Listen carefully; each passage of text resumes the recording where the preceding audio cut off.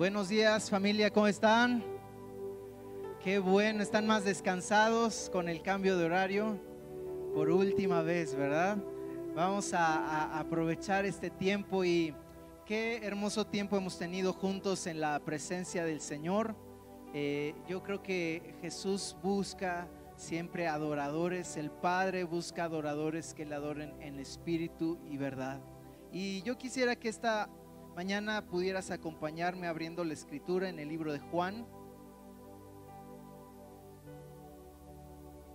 capítulo 3, porque dice la palabra que luz resplandece en medio de las tinieblas, y cuando vemos el libro de Juan estamos viendo cómo en medio de la humanidad, en medio de la oscuridad, en medio de tinieblas de la humanidad, la luz resplandeció. Y dice el versículo 16: porque de tal manera amó Dios al mundo que ha dado a su Hijo unigénito, para que todo aquel que en él cree no se pierda, mas tenga vida eterna.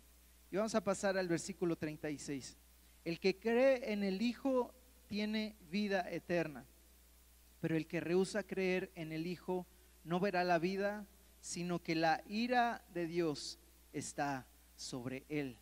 Y esta mañana acompáñame a orar. Vamos a orar que la Escritura penetre en nuestras vidas como esa luz, esa lámpara que necesitamos para el caminar esta semana, en esta temporada de la vida, en tu matrimonio. Dice la Biblia en Salmos: lámpara es a mis pies, lámpara es tu palabra. Cuando yo camino es una lumbrera que me alumbra por donde ir. Y si esta mañana tú quieres una dirección sobre tu vida, si tú necesitas un aliento de vida en esta temporada que estás viviendo, yo te invito, vamos a orar y vamos a decirle al Señor: es tu palabra la que necesitamos, Señor. Es tu palabra la que quiero escuchar este día para mi vida. ¿Estás conmigo? Amén. Vamos a orar. Padre, gracias que tú nos amaste tanto que enviaste a tu Hijo. Gracias que nos amaste desde el principio sin merecerlo, sin esperarlo, sin que lo estuviéramos buscando. Tú llegas a nuestras vidas como esa luz que alumbra, que quebraja todas las tinieblas, que nos limpia y que nos dirige hacia ti, Señor. Gracias, Señor, por tu palabra esta mañana. Hoy abrimos nuestro corazón porque hemos creído en ti. Buscamos tu vida eterna, buscamos la vida que hay en tu palabra. Por eso abro mi corazón. Dile al Señor: abro mi corazón a tu palabra, abro mis oídos a lo que tengas que decirme. Transmíteme, Espíritu Santo, ese aliento de vida que hay en tu palabra, en el nombre de Cristo Jesús. Amén. Amén. Pues esta mañana quisiera compartir, y antes de ir a lo que quiero compartir un contexto histórico que se vivió hace 500 años, 1500 años, y que acabó hace 500 años. Es el periodo del oscurantismo. Y este periodo fue un periodo terrible. O sea, empezó alrededor casi un poco antes de empezar el año 500 después de Cristo. El evangelio pues empezó a extender, empezó a pasar muchas cosas interesantes en este contexto histórico, donde el Imperio Romano empieza a extender el evangelio y empiezan a pasar cosas que pues como que empiezan a distorsionarse y empiezan a mantenerse aún así una iglesia viva que buscaba el evangelio. Pero alrededor del año 500, un poco antes, empieza esta etapa del oscurantismo. Y fue una etapa donde científicamente hubo un retroceso impresionante, aún médicamente, culturalmente, o sea, en las artes, en todos los sentidos, en la economía. Hubo un estancamiento por casi 1000 años, por alrededor de 1000 años, ¿no? Entonces era una etapa que se le llamó posteriormente, o sea, como que no fue de vamos a empezar el oscurantismo, ¿no? Y hubo un descubrimiento, no, sino que fue gradualmente, y hasta después de concluir se dio la humanidad cuenta que fue un periodo muy, muy denso, de mucho retroceso, de mucho daño a la humanidad, de tal forma que le llamaron el oscurantismo. Y pues estos días, ¿verdad? Yo creo que podemos visualizar un poco. Imagínate, no sé si de repente como que vas ahí al mercado o al súper o en las calles y de repente empiezas a decir, pues si estamos en septiembre, no, ni quitamos la bandera y ya están ahí todas las cosas del Halloween y de Día de Muertos, ¿no? Y ya por aquí pasa eso y ya la Navidad, ¿no? Y dices, espérate, espérate, no me empujen, ¿verdad? Vamos poco a poco, pero en estos días podemos ver muchas cosas de la muerte y de esta fusión de culturas entre lo americano y las tradiciones que tenemos en nuestro país. Y alrededor del mundo muchas culturas celebran este tipo de cosas, ¿no? Pero imagínate que, o sea, como te digo, no estamos apenas terminando las fiestas patrias y ya te ponen todas las cosas, ¿no? De adornos, de muerte y de todo esto. Pero imagínate 1000 años viviendo en esa temporada, ¿no? O sea, como que de repente caminas y aparece una calaca por ahí y una muerte y una calabaza y unos así como que simpaticones, ¿no? La calabacita muy tierna y todo, pero imagínate 1000 años de oscurantismo. Ahora, sabemos que todo lo que vemos en lo natural tiene un origen en lo espiritual. O sea, hay cosas moviéndose en lo espiritual y durante estos 1000 años se movieron muchas cosas espirituales que dieron retroceso y una gran y triste verdad es que lo que reinó en este tiempo de oscurantismo fue que hacían cosas en nombre de Dios o como justificación la palabra de Dios sin que fuera realmente ni la voluntad de Dios ni lo que estaba escrito en la palabra de Dios. Y se hicieron muchos movimientos que no tenían nada que ver con la voluntad de Dios, con el deseo de Dios, ni con la palabra de Dios, pero la gente no se daba cuenta. ¿Por qué? Porque la Biblia estaba reservada para muy pocas personas. O sea, la Biblia antes era accesible por medio desde el Antiguo Testamento para los judíos y entonces empezó el Nuevo Testamento, vino Jesús y entonces dio la palabra y el Espíritu Santo inspiró a hombres de Dios para concluir esta palabra de Dios desde el Antiguo Testamento hasta el Nuevo Testamento y selló. En Apocalipsis se sella la promesa de que la palabra de Dios es. La palabra de Dios que tenemos en nuestras manos está completa, es todo lo que Dios nos quiere hablar, nos quiso hablar. Pero entonces muchos, bueno, tenían acceso, era limitado, pero bueno, había rollos, era algo público y se leía la palabra y después en el Nuevo Testamento empiezan a escribir cartas y entonces empiezan a copiar esas cartas. Pero en este tiempo de oscurantismo incluso se buscó quemar todo aquello. O sea, si cachaban textos aún judíos, los quemaban. O sea, trataban de reservar toda la información de la Biblia, aparte de muchas otras cosas, y en nombre de la Biblia decían, no, es que la ciencia está en contra de Dios, y entonces quitaban la ciencia, y los científicos se tenían que esconder para desarrollar algunas pocas cosas importantes que fueron desarrolladas en este tiempo. Los médicos igual, o sea, era que fue un tiempo donde la humanidad se vio muy afectada y podemos detectar que una de las principales cosas fue esta, que en contra de la voluntad de Dios, Dios nunca intencionó que la palabra de Dios, que la escritura fuera para pocas personas. Nunca Dios quiso reservar solo su conocimiento para alguien, sino desde el principio podemos ver que Él quería una comunicación con su pueblo. Él quiso hablar a su pueblo de tal forma que aún parte de la escritura es: vas a darle esta ley, vas a darle esta palabra a tus hijos y tus hijos a sus hijos, y la vas a atar en sus muñecas y en las puertas vas a poner la palabra y les vas a decir la palabra de día y de noche, porque era una tradición oral. Después fue un lenguaje, una comunicación oral y escrita que se empezó a desarrollar, pero Dios siempre quiso hablarle a su pueblo.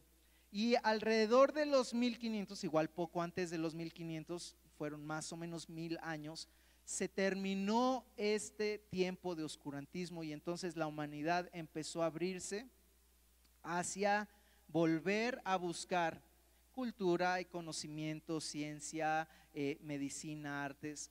Pero en 1516 sucede un evento histórico muy importante, que es una persona llamada Erasmo hace la primera publicación de la Biblia en griego. Entonces el Nuevo Testamento lo transmite y entonces empieza a ver una impresión. Es la primera vez que hay algo impreso. Hasta este momento la Biblia solo se transmitía por medio de copia, entonces a mano. Tú tenías una Biblia, un escrito a mano, entonces alguien lo copiaba a mano y entonces era la única forma de tener una copia de la Biblia. Pero a partir de este momento es un evento histórico donde hay algo impreso y entonces se pudieron hacer varias impresiones de la Biblia y entonces empieza a terminar el oscurantismo. La gente empieza a tener acceso a las escrituras y esto poco años después, de hecho en 1517 sucede otro evento histórico y justamente el 31 de octubre, que es el día de mañana, se considera un día que empieza la reforma de todo este oscurantismo que estaba viniendo. Empieza una reforma, empieza un tiempo donde totalmente cambia, donde así como Dios usó a Esdras y a Nehemías en el Antiguo Testamento, así como usó a Josías, así como usó, como el mismo Jesús vino a reformar la forma en que la gente estaba escuchando o entendiendo la palabra de Dios, pero se levantaron grandes hombres alrededor, desde el Antiguo Testamento, en el Nuevo Testamento lo podemos ver, y hubo una reforma.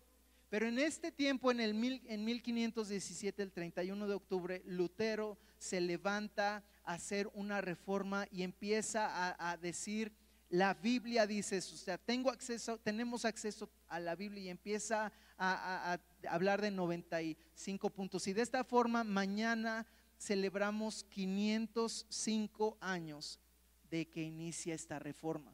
Antes de estos 505 años, tener una Biblia era imposible, no tan solo porque había muy pocas copias o era algo, sino que era algo reservado e intencionalmente para hacer lo que el poder quería, ¿no? O sea, políticamente, económicamente, una manipulación increíble que causó una corrupción moral y una corrupción en la doctrina de la Biblia.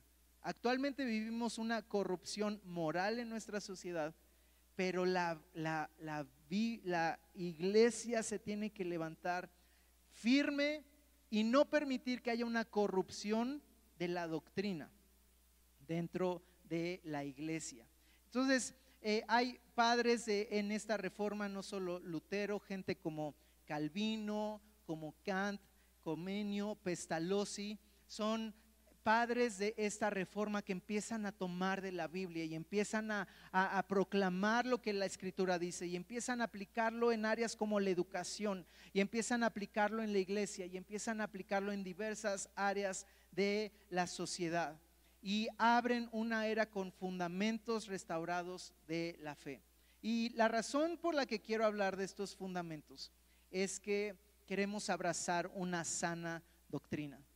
Queremos que generaciones que se estén levantando puedan vivir con una sana doctrina. A las generaciones nuevas, a mi generación, nos cuesta trabajo tener una sana doctrina encima de las formas de hacerlo, y necesitamos tener una sana doctrina por encima de la forma del mundo, de cómo hacen la forma del mundo. Y hay una corrupción moral en medio de la sociedad, pero esa corrupción moral va a continuar y se va a desarrollar.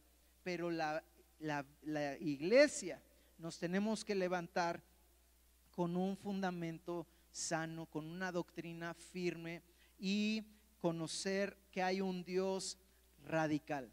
Y en medio de este movimiento de reforma se levantan 5 frases, 5 principios que hasta la fecha son base de nuestra fe. Yo hoy quiero hablar de estos 5 principios, se llaman solas, por el latín de solamente.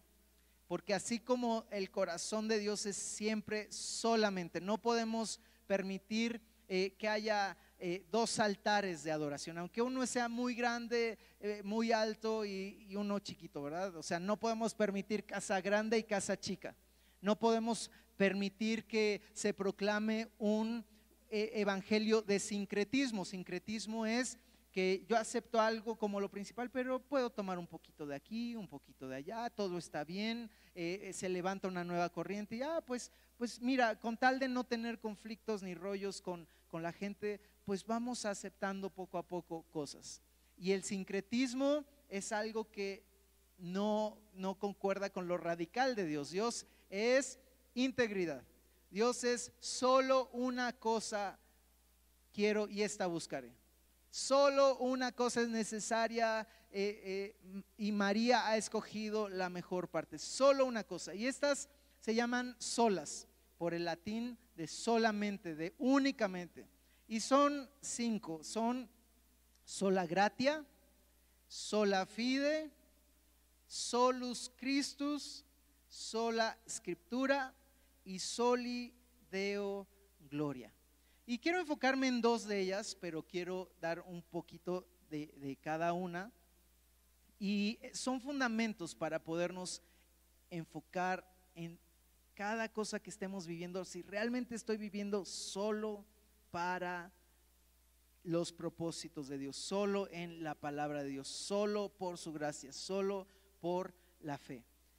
Y antes de entrar al primero de estas solas, quiero, para que podamos comprender más, entender más este principio que vemos en la Escritura y de cómo estos padres de la Reforma pudieron restablecer este principio.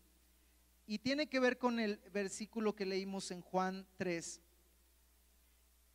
El 16 nos habla de los planes de Dios y de hecho todo el capítulo es un contraste acerca de la salvación de Dios, del amor de Dios.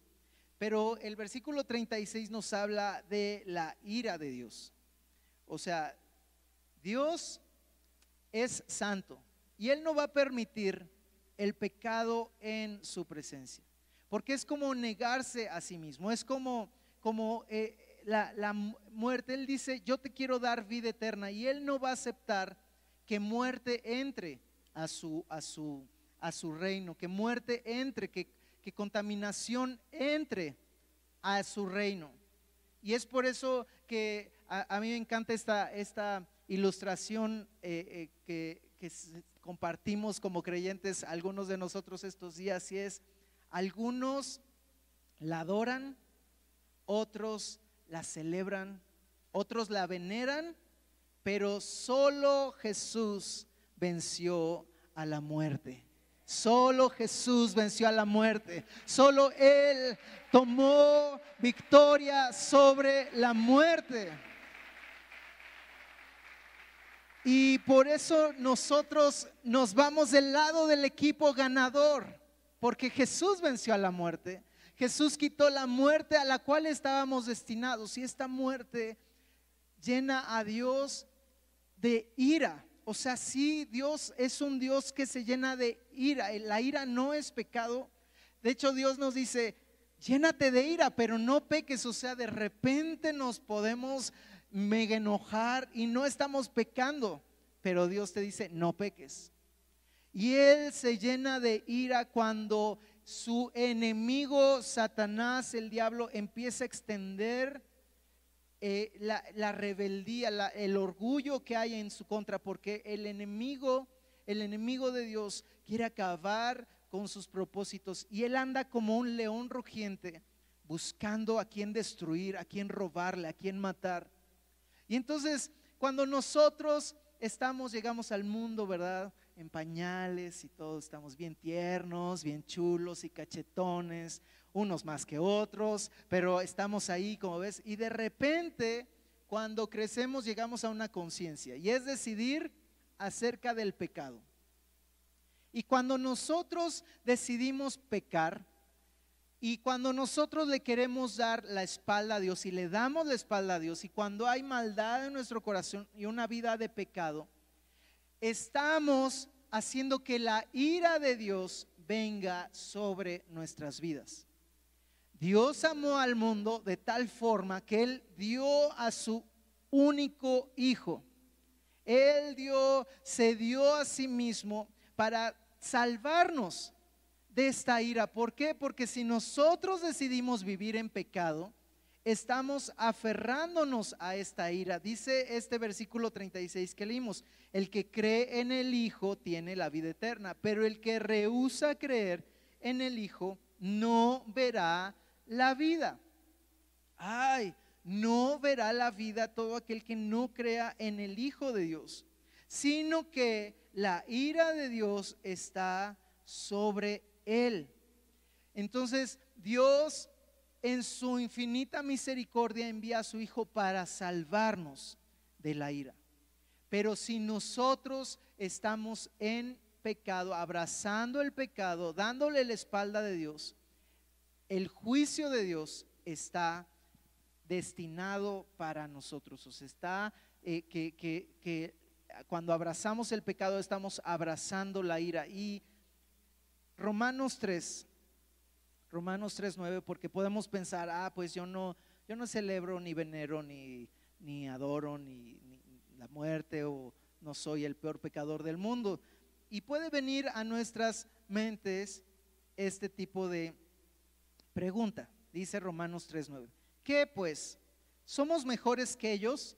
¿Te has puesto a pensar, a ver, soy mejor que esta persona? ¿Realmente somos mejores que ellos, que esta persona que está en pecado? Aquí está hablando de judíos y de griegos, pero dice: de ninguna manera, pues hemos demostrado que todos, tanto judíos como gentiles, están bajo el pecado. Como está escrito: no hay justo ni aún uno, por cuanto todos pecaron y están destituidos de la gloria de Dios. Y más allá, el capítulo 6 versículo 23: porque la paga del pecado es muerte, pero la dádiva de Dios es vida eterna en Cristo Jesús, Señor nuestro. Entonces vemos aquí un asunto que no tiene flexión. O sea, queridos hermanos, el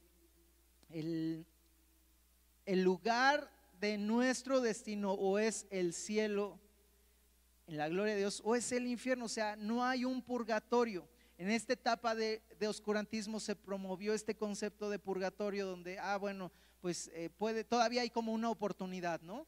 Todavía hay una oportunidad, pero la Biblia solo nos habla de muerte o de vida. Y cuando nosotros nos enfrentamos a esta realidad, podemos pensar con nuestra mente humana y decir: entonces Dios no es tan bueno como pensaba, ¿verdad? Pero Diosito, ¿cómo va a ser algo malo? Y no funciona así. Dios es justo y Dios es amor, Dios es misericordia, pero Dios es esta verdad inconmovible. Entonces, este contexto lo quiero dar porque más allá del pecado, a mí me encantó la última vez que, estamos celebrando este mes, todavía es mes de aniversario, ¿verdad? Y el pastor Sergio Treviño, que fundó esta iglesia, en algún momento fuimos a su iglesia, y la última vez que fuimos, ¿cómo me acuerdo? O sea, me estaba predicando como si fuera la primera vez, ¿verdad? Como si fuera yo un inconverso, y estaba hablando de cómo Dios es Dios, que el mundo te quiere hacer sentir esto. O sea, entonces si existe el infierno, pues Dios no es tan bueno, ¿no? Pero es al contrario, todos vamos hacia allá, todos pecamos, entonces todos debemos pagar la consecuencia, y la consecuencia del pecado es muerte. Pero Dios no te quiere decir: entonces estás frito, ¿no? No, Dios es esta gracia. Dios envió a su Hijo para rescatarnos de esa ira. Dios no vino a condenar al mundo, Jesús no vino a condenar al mundo, sino a rescatar de la condenación al mundo. O sea, Jesús no vino a decir, se van a ir al infierno bola de pecadores. No, dijo, arrepiéntanse porque entonces van a ser salvos de la ira que va a venir. Es decir, va a venir una ira, eso no se va a detener. No tiene que ver con la bondad de Dios. Jesús en su justicia va a ser Dios en su reino va a tener este momento donde el enemigo por fin va a estar derrotado y va a echar al lago de fuego, al lago eterno, a la muerte eterna, al enemigo y todas sus huestes que le dieron la espalda a Dios. Pero si abrazamos ese pecado es como de, no me quiero soltar, no me quiero soltar. Y hay gente que aún dice por temor, ¿verdad? No, es que si pues yo de por sí soy malo, pues ya que me queda, ¿verdad? Y se deja llevar hacia el infierno. Y no, Jesús vino a rescatarnos de esta ira para mostrarnos su amor. Y en Jesús fue descargada esta ira. Y la primera frase, este primer principio que quiero hablar se llama sola gratia. Y sola gratia en español es solo por gracia. Solo por gracia. Leímos en Romanos 3:23, si quieren regresar ahí, por cuanto todos pecaron y están destituidos de la gloria de Dios. O sea, no puedes entrar a la gloria de Dios.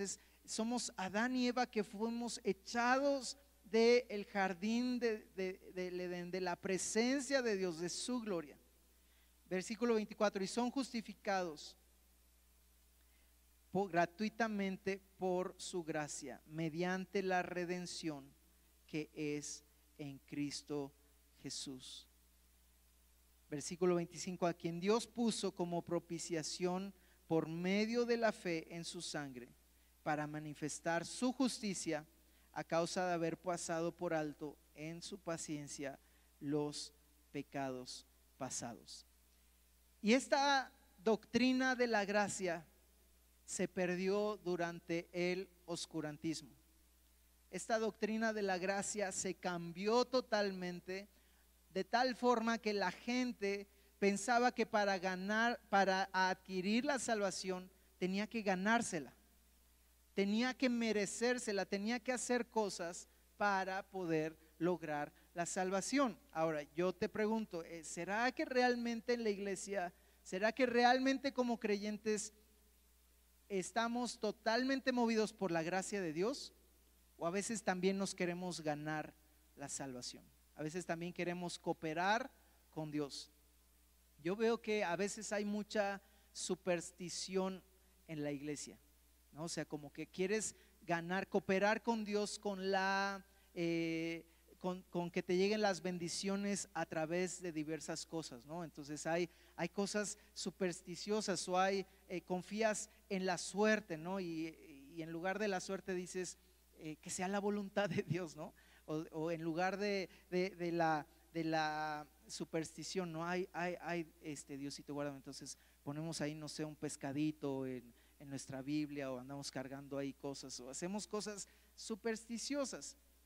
Y Dios nos quiere recordar, y es fundamental que sepamos que la gracia está accesible a nuestras vidas, que nunca vamos a merecer su amor, misericordia. No es algo que se trata de méritos o de invertir, ¿no? Quieres ganarte sanidad, el tamaño de tu ofrenda es el tamaño de tu milagro, ¿no? Y hay gente que se va corriendo tras una doctrina donde la gracia se resta, ¿no? O sea, se disminuye. ¿Por qué? Porque queremos ayudar a Dios en cosas. Pero la gracia de Dios es esto, que somos tratados como justos, somos tratados como si nunca hubiéramos pecado, somos tratados como Jesús, aunque no lo somos. La gracia es no algo que hemos ganado, merecido o ameritado, y no es algo a lo que tengamos que contribuir.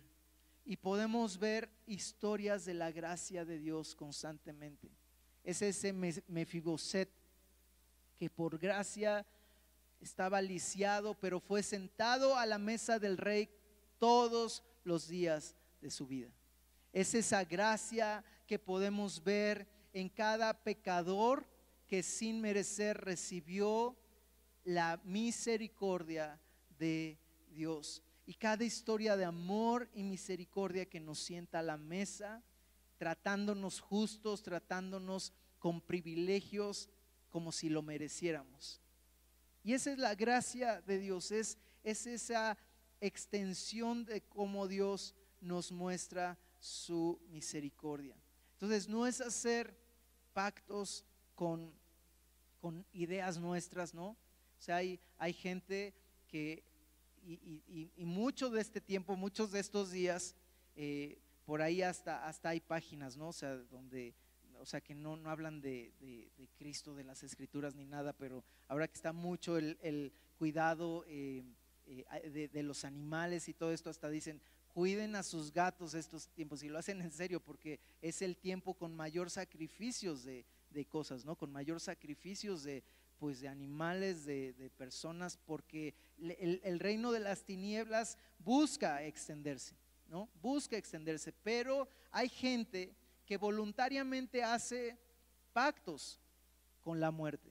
O sea, hay gente que dice, bueno, es que si yo hago pacto con la muerte y finalmente la muerte va a venir, entonces yo voy a tener un lugar asegurado, ¿no? Como con la muerte. Y si tú has hecho esto, si tú te has involucrado en esto, Dios tiene gracia para ti. Porque gente así vive con mucho temor, gente así vive, ay, me las va a cobrar en cualquier momento.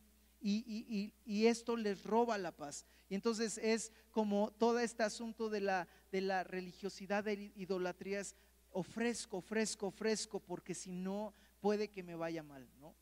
Y Dios no trabaja así, Dios nos da su gracia.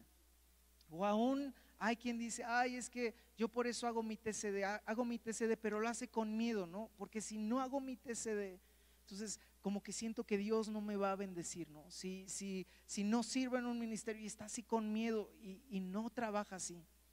O sea, la gracia de Dios es la extensión de su salvación. Quiero que me acompañen a Efesios 2, versículo 4.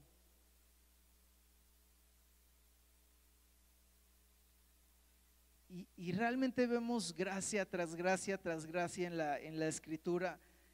Y dice esto: pero Dios, que es rico en misericordia, por su gran amor con que nos amó, aun estando nosotros muertos en pecados. O sea, todos pecamos, todos hemos estado destituidos de la gloria de Dios. Nos dio vida juntamente con Cristo. Y hace esta remarcación: por gracia son salvos. Juntamente con Él nos resucitó y asimismo nos hizo sentar en los lugares celestiales con Cristo Jesús, para mostrar en los siglos venideros las abundantes riquezas por su gracia, en su bondad para con nosotros en Cristo Jesús. Porque por gracia son salvos por medio de la fe, y esto no de ustedes, pues es un don de Dios. Y entonces nos empieza a hablar junto con otras escrituras, que la cosa no es por obras, sino es por gracia. Y me encanta la escritura que dice: no por obras para que nadie se gloríe, pues somos hechura suya, creados en Cristo Jesús para buenas obras. Entonces no somos salvos por obras, pero sí somos salvos para buenas obras. O sea, sí, Jesús nos salvó para poder hacer buenas obras. Es la gracia que nos mueve a hacer buenas obras, buenas cosas, a buscar a Dios, a adorar a Dios, a servirle a Dios. Pero es la gracia que no podemos ameritar, merecer, pero que la podemos recibir. Y esto fue algo que se instituyó a partir de estos, hace 500 años, que la iglesia retomó este principio, la doctrina de solo gratia, solo por gracia. Quiero hablar brevemente de las siguientes tres frases que resumen todo este fundamento de nuestra fe, y es solus Christus, solo Cristo. Hechos 4:12 dice: y en ningún otro hay salvación, porque no hay otro nombre bajo el cielo dado a los hombres en que podamos ser salvos. Entonces, ¿por qué es tan importante hablar de Jesús, de Cristo? Porque solo Él salva, nadie más salva. Y podemos decir, ay, sí, somos mejores a lo mejor que, no sé, un idólatra, un pagano ahí por África, de las tribus ahí que andan. Pero en nuestra vida debemos mantener que solo Cristo. Nunca va a ser un ungido de Dios, nunca va a ser el nombre de una iglesia, nunca va a ser alguien más, nunca va a ser mi mamá, ¿no? Que le encanta orar y está en esto y, ay mamá, pues tú ora en mi lugar, tú que estás más cerca de Dios, ¿no? Cuando tenemos este pensamiento de tú que estás más cerca de Dios, permíteme, tú puedes estar más cerca de Dios. Y solo Cristo nos habla de que solo Dios es ese canal entre tú y el Padre. No necesitas a nadie más, solo Cristo es ese medio. Y otra cosa que veo acerca de este fundamento es: seamos radicales. O sea, en toda la sociedad, en universidades, en trabajos, en todos los medios de comunicación, están felices con el sincretismo, ¿no? O sea, mezclar un poquito de todo, y es más, dicen, bueno, a ver, ¿tú qué clase de cristiano eres, no? Porque cuando alguien menciona a Jesús como radical, toda la gente se junta para apedrear, ¿no? O sea, como que esa persona, no solo Jesús es el camino, no solo Jesús es la verdad, no solo Jesús es la vida. Pero como iglesia necesitamos ser radicales y decir, solo Cristo, o sea, solo Jesús, solo Él salva, solo Él es digno, solo Jesús en mi vida. Y esto nos mantendrá de pie, y Jesús es quien nos recompensará. Tercera frase, sola fide, solo por fe. Gálatas 2:16, sabiendo que el hombre no es justificado por las obras de la ley, sino por la fe de Jesucristo. Nosotros también hemos creído en Jesucristo para ser justificados por la fe de Cristo y no por las obras de la ley, por cuanto por las obras de la ley nadie será justificado. Y recibir, o sea, este asunto de fe es: Dios tiene en gracia, nos dio su salvación. La fe, que ni siquiera es nuestra, es un regalo de Dios también, nos hace decir, sí creo, ¿okay? Sí creo en lo que Dios hizo, sí creo en la obra de Cristo, sí creo, y no pongo más que el fundamento en lo que Él quiere de mí. Cuarta, sola, se llama Soli Deo Gloria, y significa solo a Dios la gloria. Entonces, estos padres reformadores se levantaron para decir, oigan, que solo Dios se lleve todo el crédito. Esa es nuestra meta principal. Dice Primera de Corintios, no vayan para allá, pero después lo pueden leer en el primer capítulo. Dice que Dios no escogió a muchos sabios, muchos ricos, muchos nobles, sino que de lo necio del mundo, de lo vil y menospreciado, nos escogió. Y esta elección fue porque estamos en Cristo, para que, como está escrito, el que se gloríe en el Señor.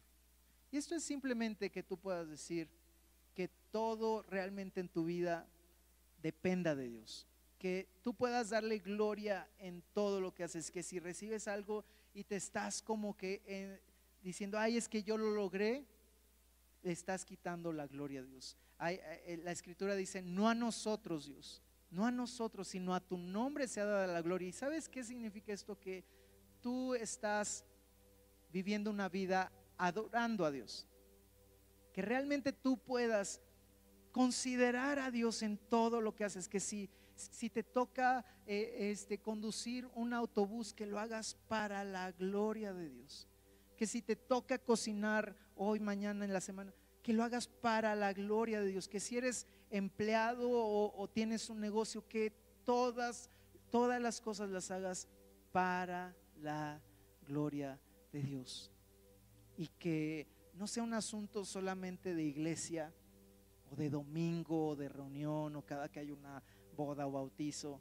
Es que tú en tu vida digas: ¿en qué me falta darle la gloria a Dios? ¿En qué me falta ordenarme? Y no es por ganarme algo, es que la gracia de Dios, la fe en Cristo me está moviendo a decir: quiero darle la gloria a Dios. Y ese es nuestro mayor propósito en esta vida, nuestra mayor meta en esta vida, que vivamos para Dios en todo lo que hagamos. Y quiero terminar con esta quinta, y este es el reto. Solo por gracia podemos ver la gracia de Dios, pero si no tenemos, amada iglesia, esta quinta sola en nuestras vidas, y yo puedo ver que así como hubo un oscurantismo, y ya no estoy hablando aquí de Halloween ni de cosas así de la muerte ni nada, pero un oscurantismo, ¿de qué se trató? De que quitaron la palabra de Dios y solo algunos la conocían, porque no estaba accesible. Pero hoy la Biblia está accesible para todos. Y yo te quiero preguntar, sin que contestes a otra persona más que tú, más que para ti: ¿cuántas veces leíste esta semana tu Biblia? ¿Cuánto tiempo le dedicaste a tu Biblia? Yo cuando pregunto a estas personas sobre gente que discipulo, muchas veces me dicen: escuché una prédica en YouTube buenísima, buenísima. Sí, yo también escucho prédicas en YouTube y están buenísimas, ¿verdad? Y es un ánimo. Pero ¿cuántas veces leíste? ¿Qué te habló Dios esta semana? Es que ese podcast está, o sea, no, y después escuché la adoración del adorador levita, aleluya, y está una letra increíble. ¿Cuántas veces leíste? ¿Qué leíste en la Biblia esta semana?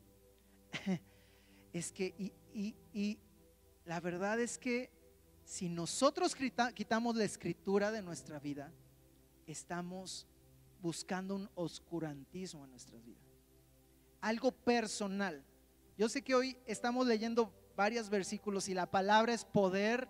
La palabra no va a regresar vacía. La palabra de Dios, no lo que estoy diciendo yo, sino la palabra de Dios te está transformando. Eso es real. Pero tú tienes la Biblia accesible para no vivir un oscurantismo en tu vida. O sea, las predis youtuberas están padrísimas, pero Dios te quiere hablar a ti. Y solo escritura, esta última sola, se llama sola escritura, significa solo la escritura. Solo la escritura. Está padrísimo leer libros. Nosotros promovemos los libros del mes. Lean los libros del mes. Lee tu TCD y los comentarios del TCD. Escucha al pastor, escucha los mensajes, ven a las reuniones, pero solo la escritura rige nuestras vidas.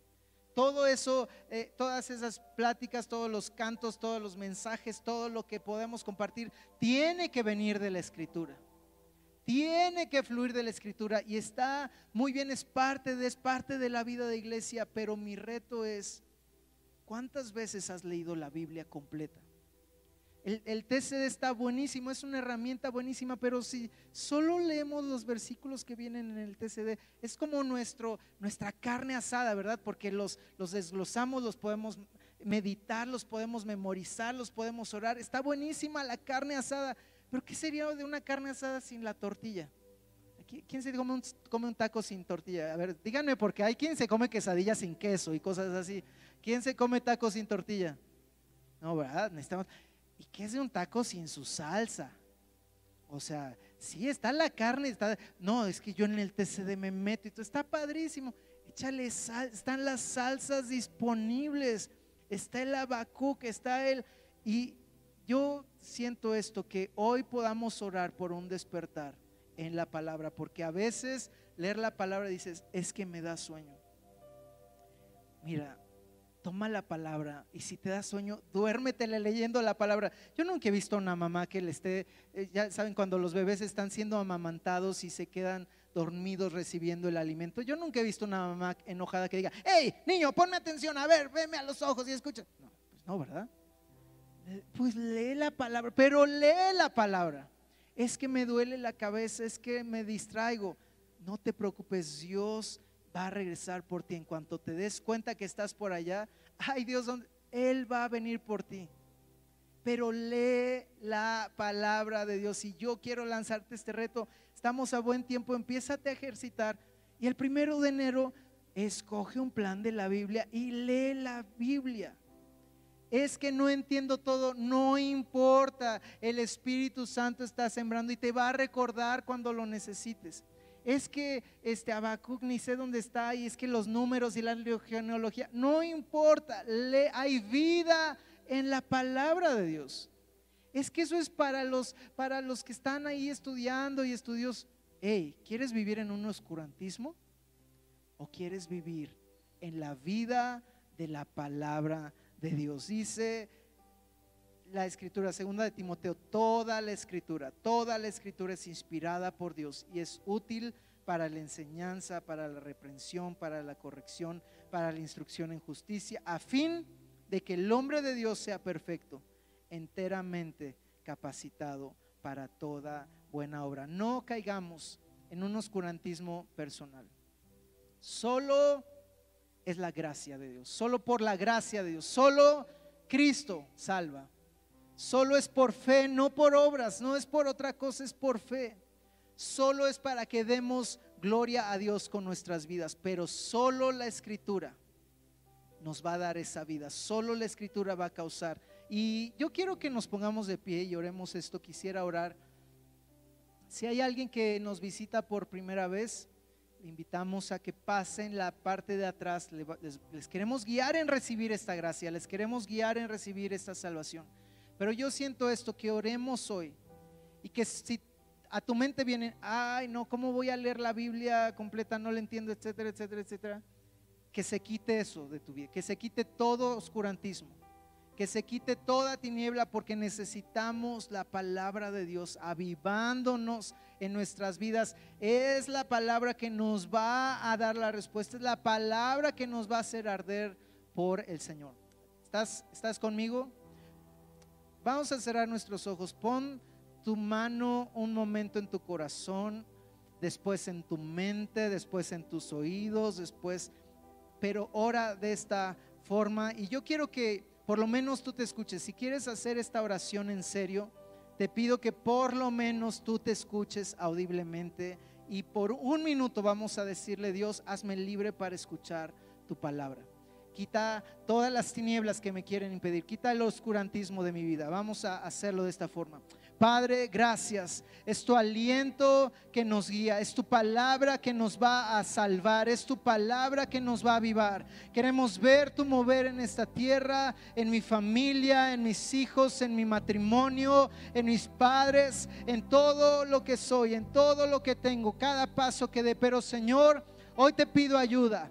Espíritu Santo, abre mi corazón para recibir tu palabra. Quita toda tiniebla que quiera estorbar, quita todo espíritu de muerte que me quiera distraer para alejarme de tu palabra. Quita todo el sueño, dolor de cabeza, falta de conocimiento, falta de cultura, educación. Quita todo paradigma, quita todo lo que me quiera hacer un pretexto para no leer tu palabra. Señor, háblame, yo te pido, háblame. Yo quiero buscar ese alimento como bebé recién nacido en tu palabra, y quiero buscar el alimento sólido en tu palabra. Dios, levanta una iglesia que pueda levantarse como estos padres de la Reforma, diciendo: solo escritura, sola escritura, solamente la escritura, solamente la palabra de Dios, en el nombre de Cristo Jesús. Amén, amén.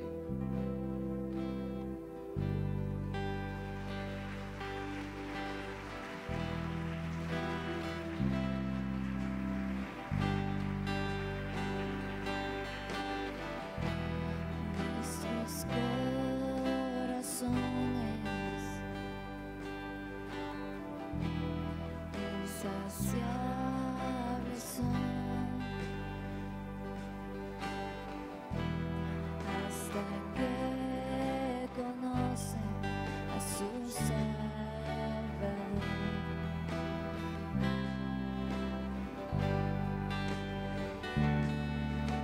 Y tal y como somos nos amó. Hoy nos acercamos sin temor.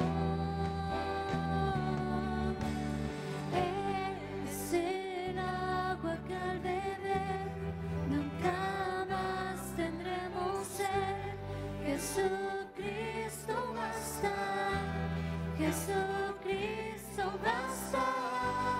Mi castigo recibió y su herencia me entregó. Jesucristo basta, Jesucristo basta.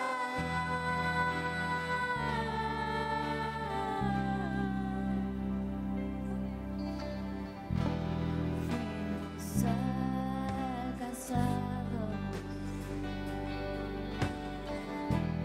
por su gran amor. Con brazos abiertos nos recibió.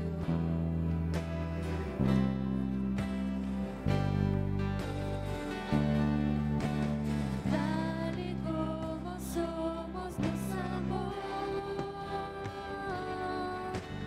Y hoy nos acercamos sin temor. Es el agua que al beber nunca más tendremos sed. Jesucristo basta, Jesucristo basta. Mi castigo recibió y su herencia me entregó.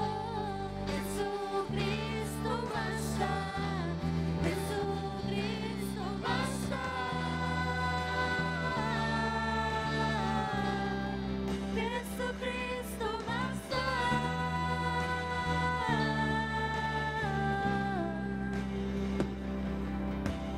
Tal y como somos nos amó. Hoy nos acercamos sin temor. Tal y como somos nos amó. Hoy nos acercamos sin temor. Es el agua que al beber nunca más tendremos sed. Jesucristo basta, Jesucristo basta. Mi castigo recibió y su herencia me entregó. Jesucristo basta, Jesucristo basta. Jesucristo basta.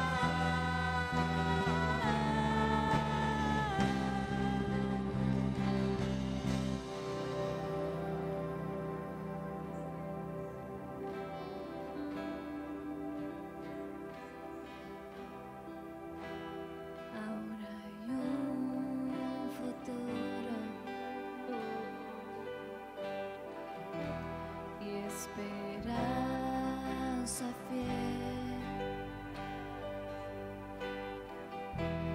En su amor confiamos, descanso en él.